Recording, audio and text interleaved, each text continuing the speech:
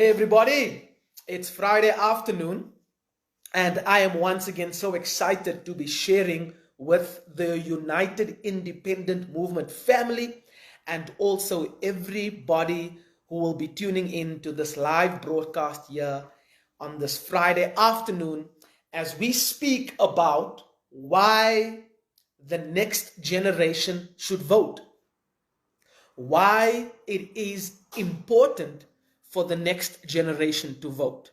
So I'm just going to give it a few more minutes, wait till a few people join us on this live broadcast, and then we're going to get straight into what I believe is going to be so thought provoking for the next generation. So if you are going to tune in live, if you're going to be joining this live broadcast, please ensure that as you hit the share button, tag a next generational leader in this. If you are a parent and you have kids of your own, try and ensure that you tag them in this.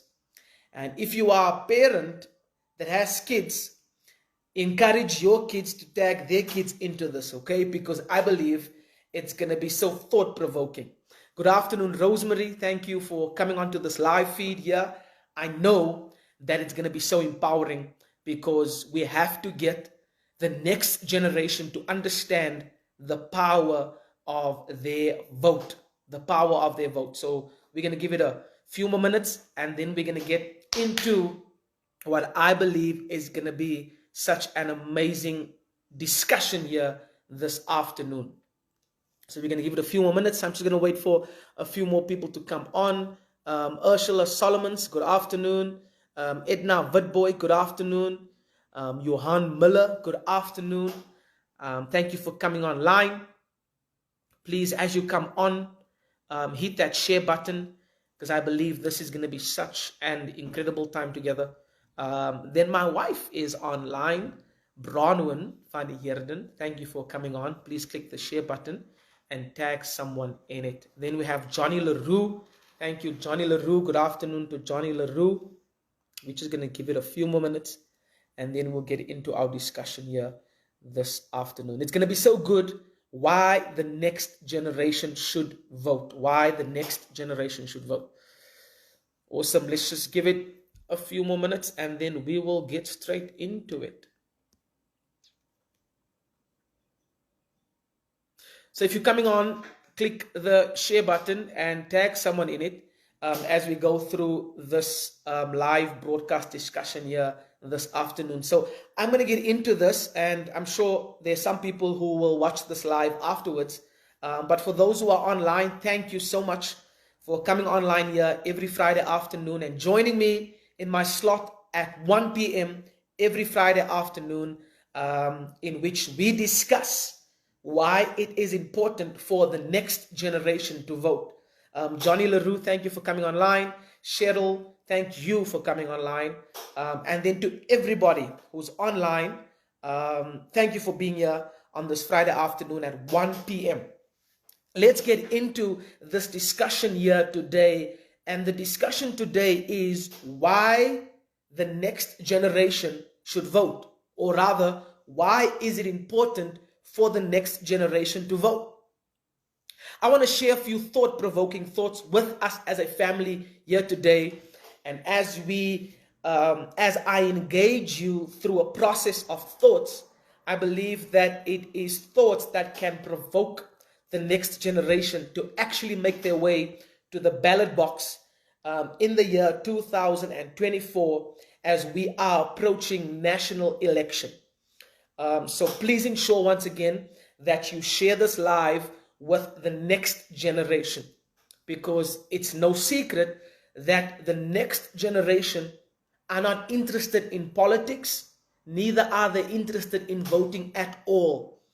And that is why it's imperative that you ensure the one who's on this broadcast, or the one who will be watching this broadcast later this afternoon or throughout the course of the weekend, that you share this with a next generational leader. Good afternoon, Diona Naidu. So good to have you here with us online. Awesome. Let's get into this. The next generation does not realize how important their vote is until they make the wrong vote or until they have to deal with the consequences of not voting. I'll say that again.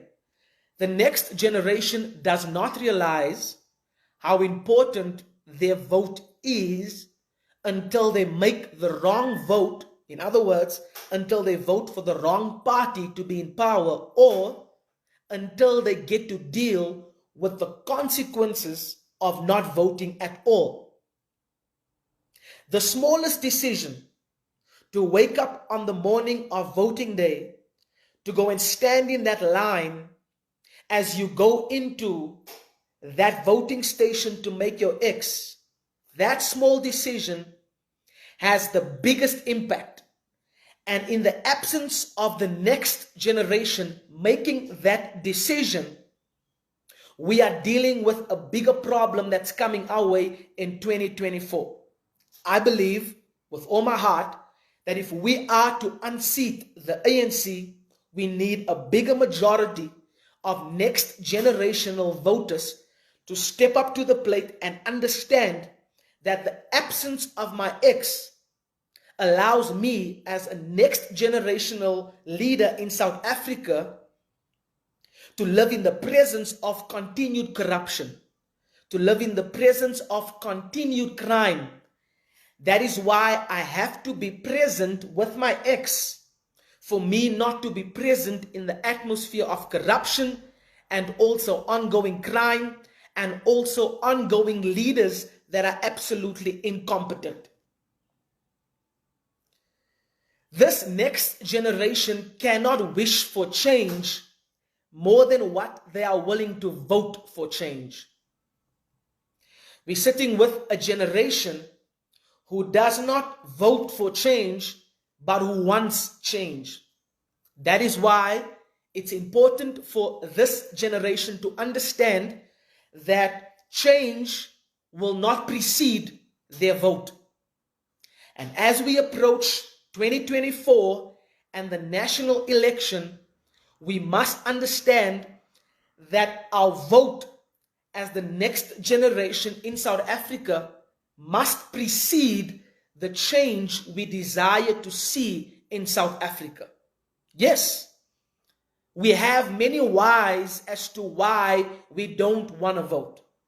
The next generation can give you a long list as to why they are not interested in politics, why they do not desire to even go and cast their vote in 2024 in the national election. To them and to many others like that who holds that ideology, I would like to say the following: that our why as the next generation for change must be greater than our why that we have in regards to not voting. Our why to see change in South Africa must carry within us a greater burden than our why of not voting. Yes, we are burdened with the consequences of political leaders who has made us the recipients of their empty promises. And that's become our why. I see a good friend of mine, Justin Tajay Badenhorst, just tuned in. Thank you for tuning in here, Justin, and then Jonathan, and then Antonello, and once again, Johan Muller.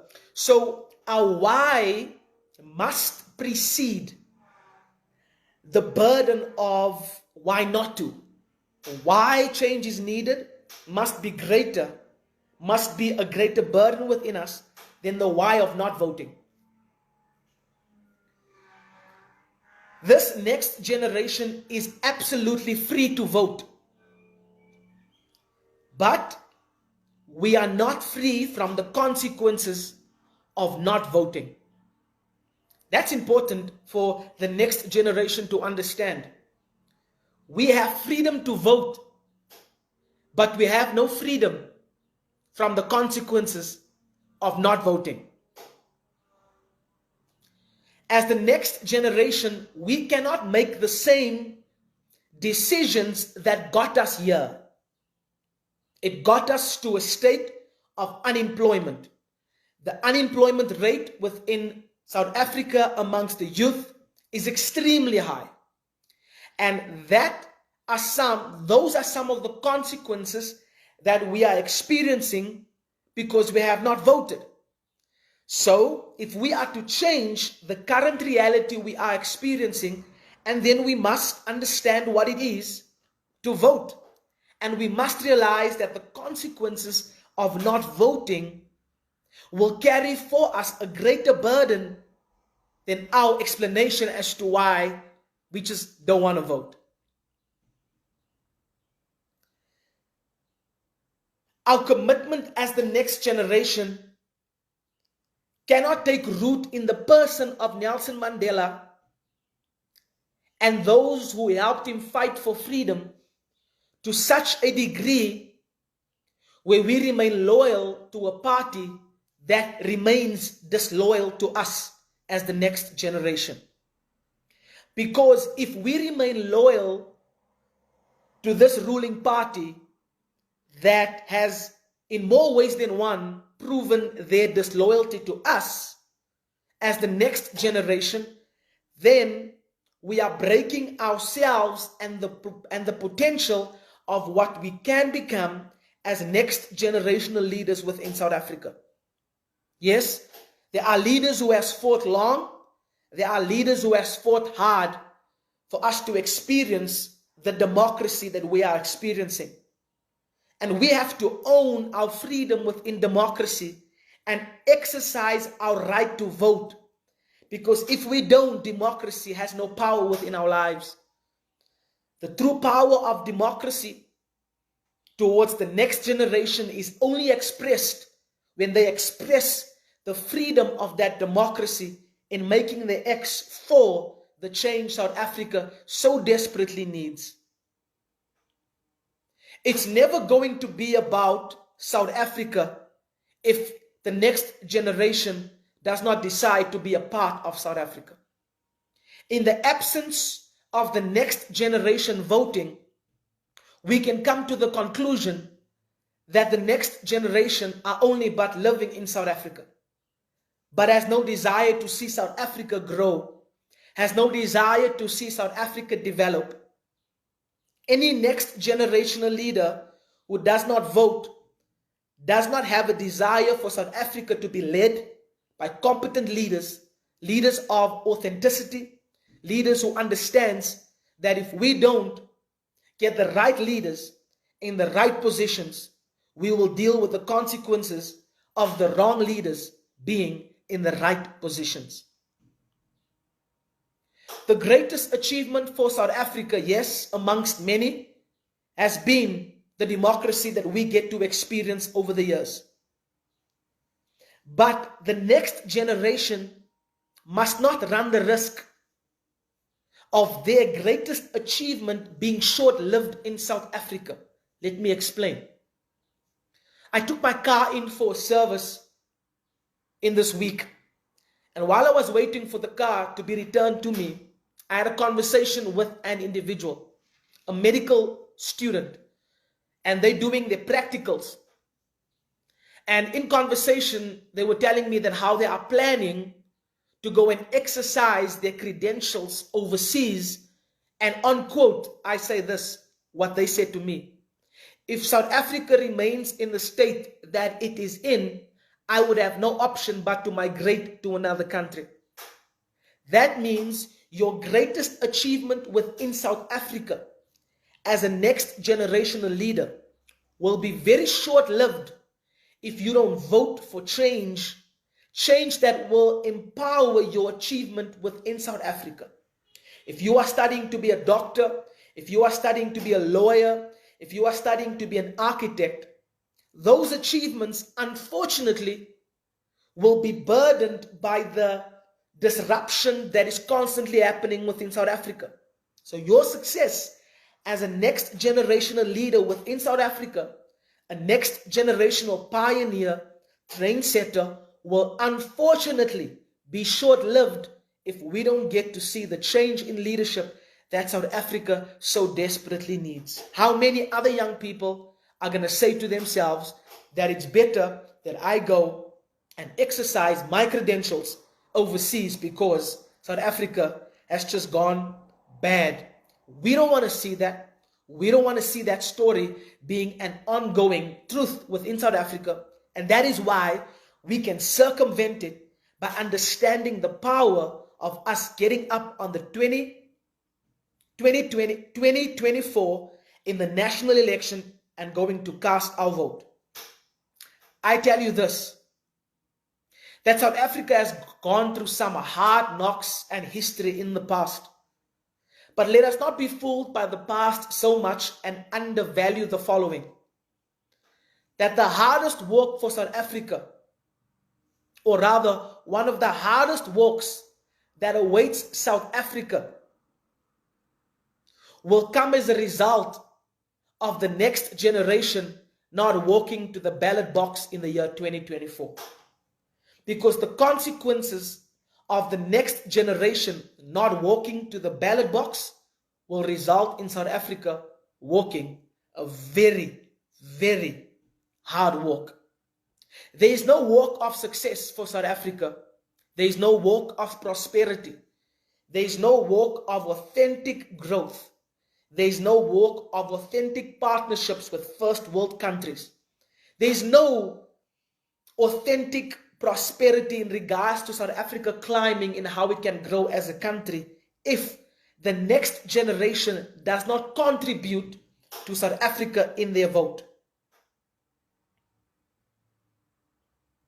The hardest work awaits South Africa if the next generation does not walk to the ballot box. I believe in the year 2024, the next generation must have an urge that's so strong to vote that can almost be explained to an addict desiring his next fix. In other words, like a drug addict desires their next fix, so the next generation must desire to get up and vote in 2024 in the national election. Because here's the deal, regret, which is the nightmare that the next generation will live in as a result of not voting.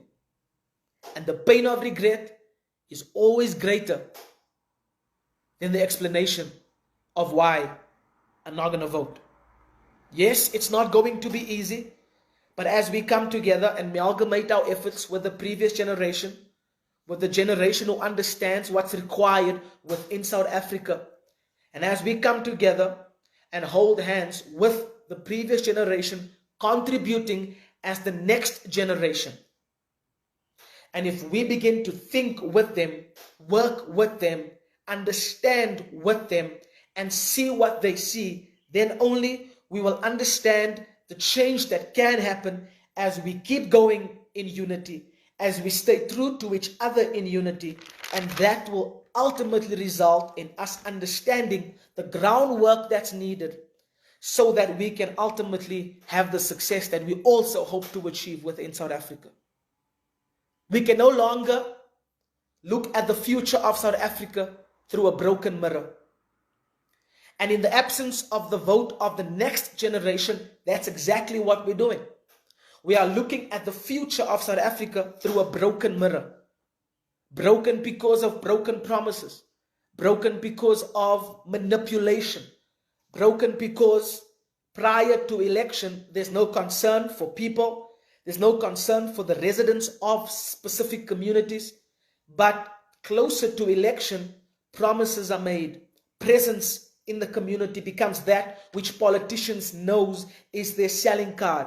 Because, as we know, presence of those who are important is often the enemy of those who desire change.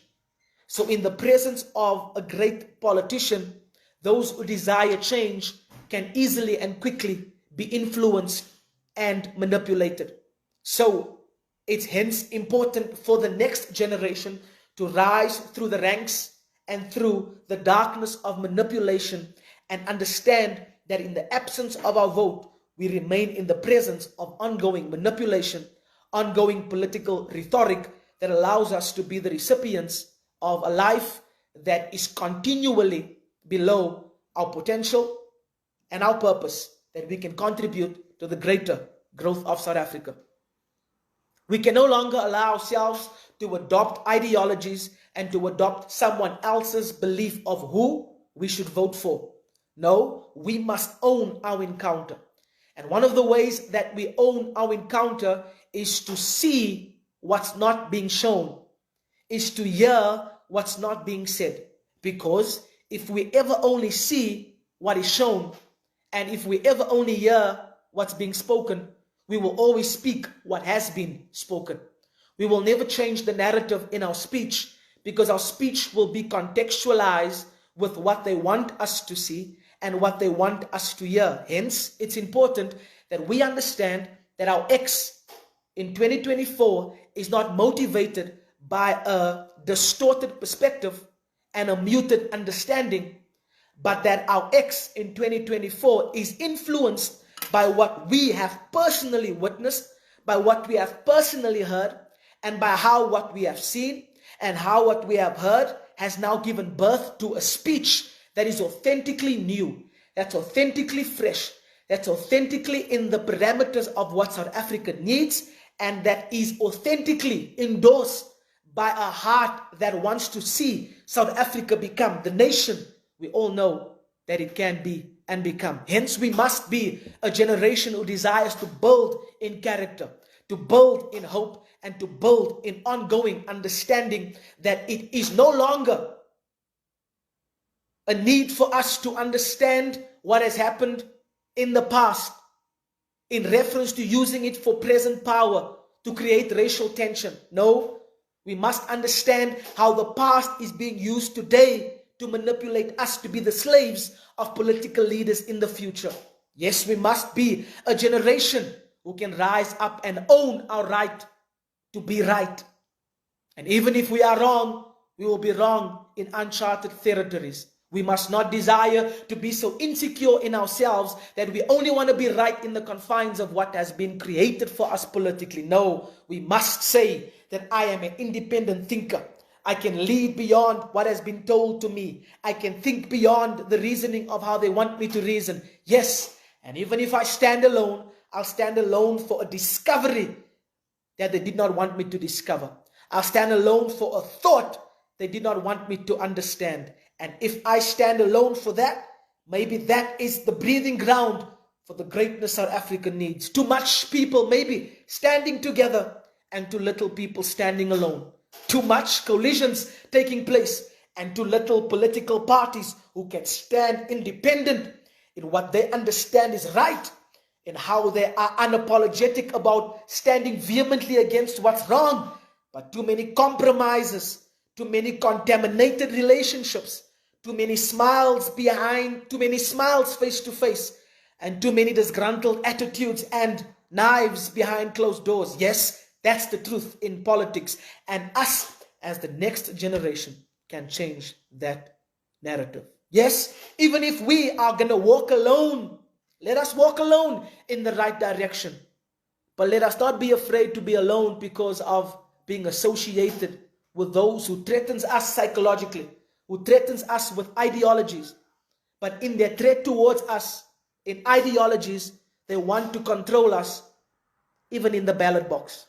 It's a sad day in the life of South Africa when the next generation is being controlled to such a degree where the X is not born out of what they've discovered, but where the X is born out of how they've been manipulated. Because only the next generational leaders who follow their own path can recover what South Africa has lost because of politicians who have lied, parents who have been manipulated. Only through next generation leaders following the discovery of themselves, only that discovery can get them to walk into the ballot box with foresight of what South Africa will be in the presence of their vote and also equally in the absence of their vote. We are never going to change South Africa if we don't change the next generation's mindset towards politics. Never. There will constantly be ongoing fights. There will constantly be ongoing subtle manipulation. There will constantly be ongoing, unspoken about tension between the current generation in politics. And the unspoken about tension now becomes the enemy of what South Africa needs. And if politics remains an unspoken of battle portrayed as friendship, I'll say it again. If politics remains an unspoken about battle portrayed as friendship by fake handshakes on Facebook and fake partnerships in council and fake giggles in parliament, if politics remains that we as the public are camouflaged by the private deals that's happening behind closed doors, by which us as the next generation become recipients of lies and untold truth. So, if us as the next generation, if we remain absent from politics, South Africa remains present in corruption. If we remain absent with our ex, South Africa remains present in deterioration. If we remain absent in politics, South Africa remains present with lies in council.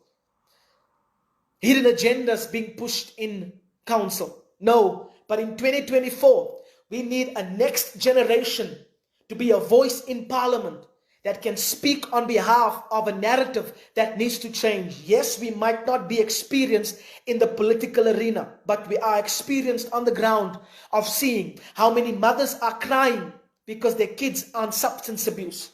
We are experienced on the ground in terms of how we have grown up and continue to see young people growing up in communities where they are witnessing people getting shot, stabbed, and brutally beaten. These are common occurrences.